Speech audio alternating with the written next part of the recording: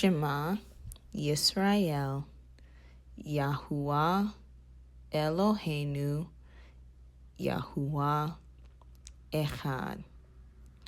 Vahavta et Yahuwah Elohecha b'chol levavcha uv'chol nafshecha uv'chol meodecha.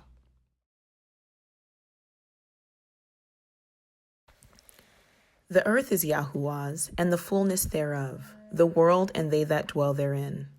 For he hath founded it upon the seas, and established it upon the floods. Who shall ascend into the hill of Yahuwah?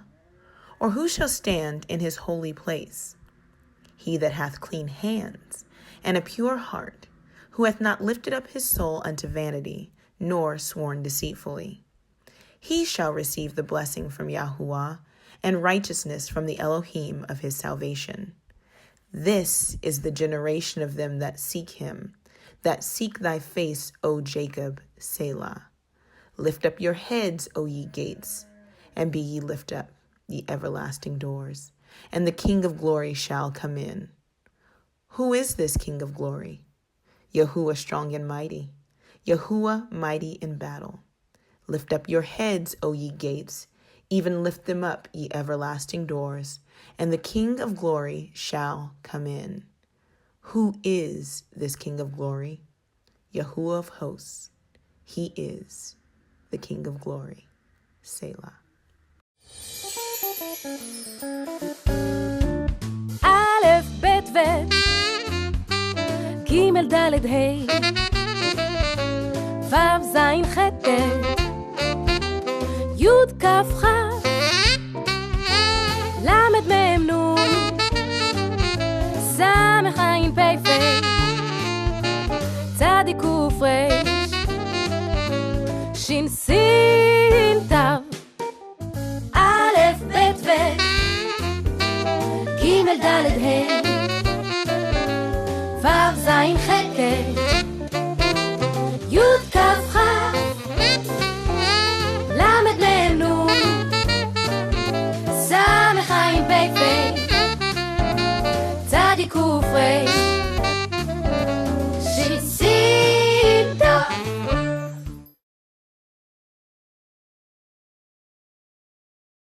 Today we're going to look at the origin of Christmas.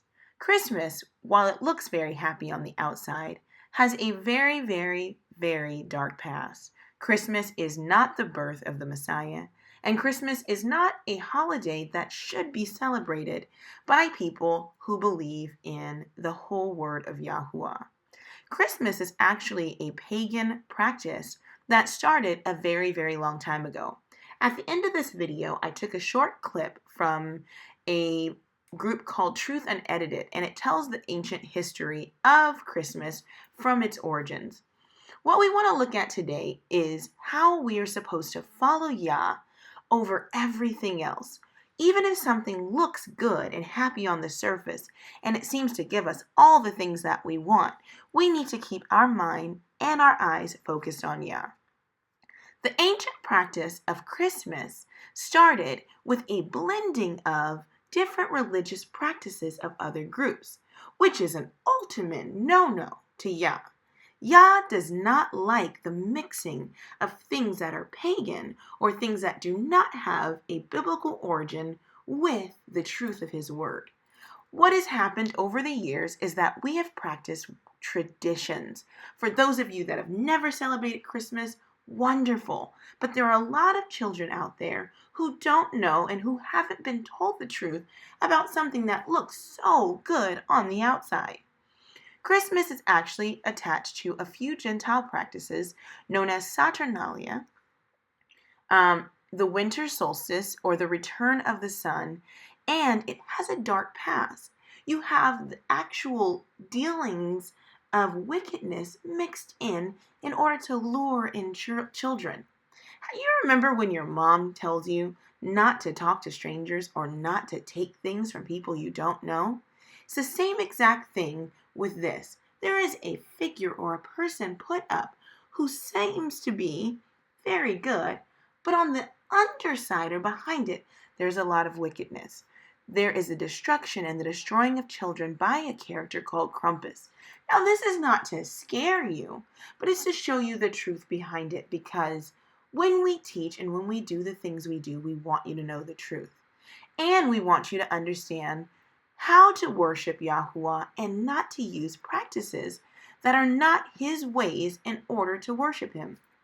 In Deuteronomy chapter 12, starting at verse 28, it says, "Observe and hear all the words which I command thee, that it go well with thee, and with your children after you forever, when you do what's right and good in the sight of Yahuwah.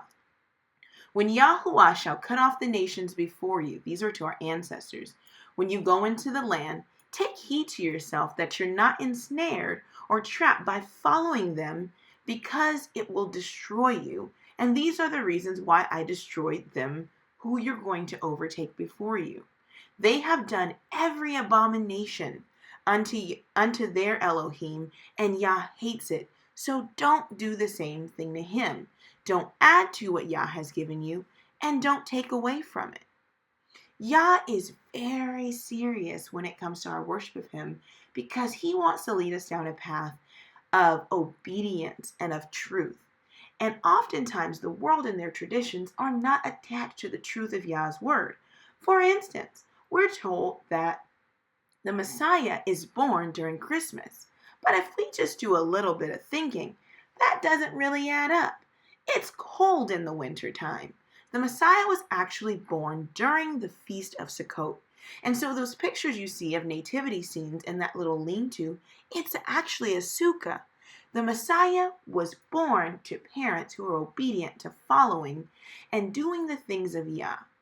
As we as parents and as you as children walk and try to learn the ways of Yah, we have to rid our minds of the traditions of man so that we can really enjoy the fullness of being a part of Yah's family and not following after the pagan ways and pagan traditions.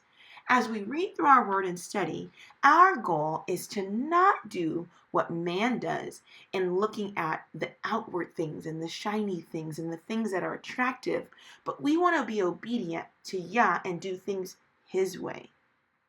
Opening gifts and getting presents is not the focal point of Yah's truth. The focal point of Yah's truth is his word.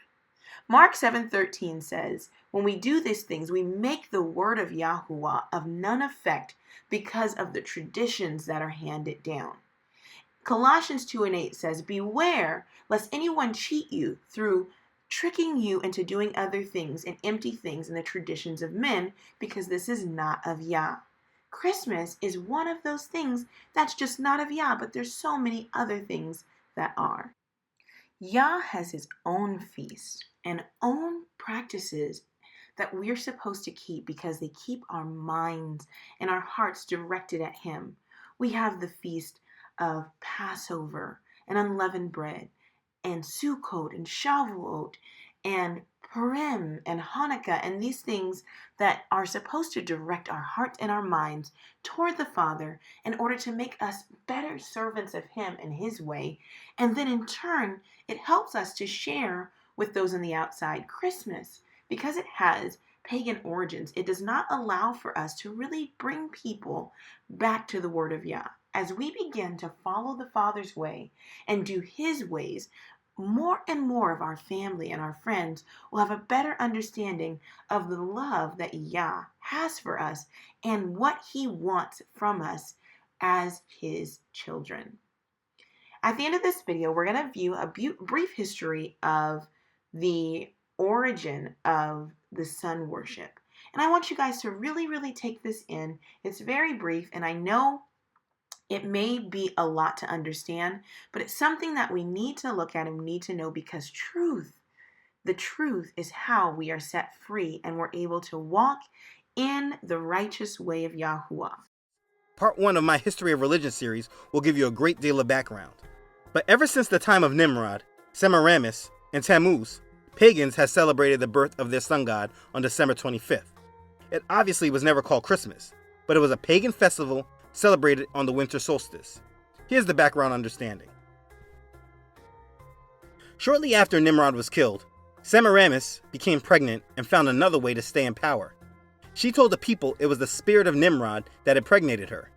She claimed she was having a virgin birth from the spirit of Nimrod. She claimed to have slept with no man and that she was impregnated by Nimrod's spirit. Nimrod was now a father and Semiramis was the mother. This is the start and beginning of father and mother god worship. It is the primary driver of polytheism. This is where the Madonna and child imagery comes from. Semiramis managed to convince her followers that Nimrod did not die, but he ascended to the sun. She claimed it was the rays of the sun god Nimrod that caused her to conceive. He was now to be worshipped now as Baal, the sun god. The sun's name was Tammuz. He was now the son of God. He was the sun god reborn. And he was born on the winter solstice. His birthday is recorded in our modern calendar as December 25th. This story goes throughout all the different pagan nations' beliefs. In Egypt, they worship Horus, child of Isis and Osiris. In ancient Persia, they celebrated the sun god reborn, Mithra, on December 25th. In ancient Greece, they celebrated Adonis, and Rome celebrated Apollo. That's what paganism is. These Gentile nations worship the same god within the same story, just with different names. But this reborn sun god's birthday was celebrated during the winter solstice. Sun worship is one of the main pillars of all pagan religions. Sun worshippers and nature religions held major celebrations at the winter solstice, which is, as they believe, the victory of the strength of the sun over the forces of darkness that try to suppress it. As we go into this season, I want you guys to stay focused on Yah. Remember when we talked about Samuel and how Samuel saw all the things going on around him, but he kept his mind and his heart and his ways focused on Yah. The things that other people are doing around us are not our primary focus, but the way of Yah is important, because Yah tells us that obedience to him is better than making up pagan ways and pagan sacrifices and doing other things, because he will see and he will bless us in ways that we can't even imagine. I will be in prayer for you guys, and I really, really look forward to next week. Next week, we're going to deal with David and Goliath. And we're going to deal with how we overcome giants and how the things around us may seem bigger than us, but that Yah, even at our small ages, has given us the tools to do great, great, great things. Until next week, Shabbat Shalom. This little light of mine